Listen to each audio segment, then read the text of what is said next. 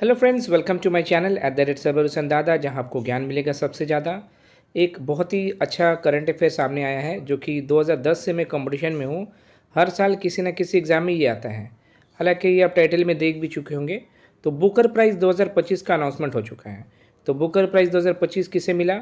David सजाले उनका नाम है, जो कि कनाडा, हंगरी और ब्रिटिश के नागरिक हैं, वहाँ के सिटीजन हैं। और उनका कौन सा फ़िक्शन यानी कि कौन से किताब के लिए ये फ़िक्शन के लिए मिलता है, अभी मैं बताऊँगा। उनका जो किताब था उसका नाम था फ्लैश, जो कि एक नॉवेल है और ये उनका छठा नॉवेल था। उसका लिए इनको ये बुकर प्राइज़ से नवाजा गया। हालांकि 2016 में भी उनका एक किताब था ऑल डैट मैन इज़, उनके लिए भी वो नॉमिनेट हुए थे बुकर प्राइज़ में, मगर जीत नहीं पाए थे। तो ये जो बुकर प्राइज़ है इसमें रिवॉर्ड मनी या अवार्ड मनी कितना दिया जाता है? 50,000 पाउंड दिया जाता है, जो कि अप्रॉक्सीमेटली 54-55 लाख इंडियन करेंसी के हिसाब से होता है। बुकर प्राइज़ लिटरेरी अवार्ड है, आपको मालूम है, जैसे कि नोबेल का लिटरेचर प्राइज़ तो सबसे ऊपर में है, उसका बाद आप लोग इंटरनेशनल लेवल में इसको रख सकते हैं। तो बुकर प्राइज़ किस लिए दिया जाता है? ये फिक्शन राइटर को दिया जाता है, जो फिक्शन लिखता है, नॉवेल वगैरह। नॉन फिक्शन के लिए नहीं दिया जाता है। और ये इंग्लिश लैंग्वेज में लिखना होगा, मगर हाँ, इसमें एक कंडीशन है, ये पब्लिश होना होगा यूके या फिर आयरलैंड में। इसको अच्छे से याद रखेंगे। बट हाँ, शुरुआत से ही ऐसा नहीं था। जब इसको बनाया गया था 1969 में, तब इसमें बोला गया था ये नॉवेल जो होगा वो मतलब कहाँ का राइटर लोग को मिलेगा? सिर्फ कॉमनवेल्थ का, आयरलैंड का, साउथ अफ्रीका का और बाद में जिम्बाब्वे को भी ऐड किया गया था। मगर 2014 से इसको ओपन टू ऑल कर दिया गया। कहीं कभी कोई भी राइटर हो, इंग्लिश में लिखना ज़रूरी है, मगर वो जो मैंने कहा पब्लिश होना होगा यूके या फिर आयरलैंड में। समझ में आ गया आपको? तो कोई भी बुकर प्राइज़ या कोई भी लिटरेरी प्राइज़ जब आता है, जो 25 का तो आपको याद करना ही है, 24 वाला भी आपको देख के रखना है, क्योंकि 24 वाला भी बहुत इंपॉर्टेंट है। तो 2024 में मिला था समांथा हार्वे जी को, जो कि ब्रिटिश लेखक हैं, और उनका किताब का नाम था, नॉवेल था ऑर्बिटल, के लिए उनको ये नवाजा गया था 2024 में।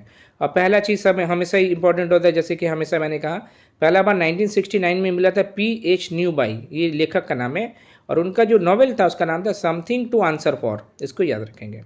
अब हमारा हिंदुस्तान का दृष्टिकोण से देख लेते हैं, अभी तक कितना सारा इंडियन को मिला। तो इंडियन में भी देखिएगा ना, 2-3 कैटेगरी है। एक सबसे पहले मिला था एक इंडियन ओरिजिन को, उनका नाम था VS नैपुल। 1971 में बुकर प्राइज़ उनको मिला था इन अ फ्री स्टेट किताब के लिए।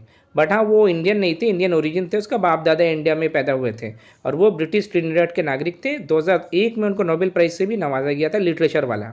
ओके, अच्छा, ये तो हो गया इंडियन ओरिजिन। अच्छा, एक है इंडियन बॉर्न, माने इंडिया में जन्म हुआ था मगर इंडियन नहीं थे।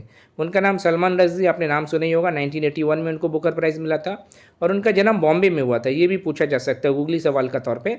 और वो ब्रिटिश अमेरिकन नागरिक थे। और उनका बहुत सारा किताब भी था, जिसमें से एक बहुत ही मतलब कंट्रोवर्शियल किताब था, the satanic versus, Shalimar the clown, victory city, ये सब भी उनका बहुत सारा किताब है अक्सर। अच्छा, रिसेंटली एक नाइफ किताब, वो भी चर्चा में आया था।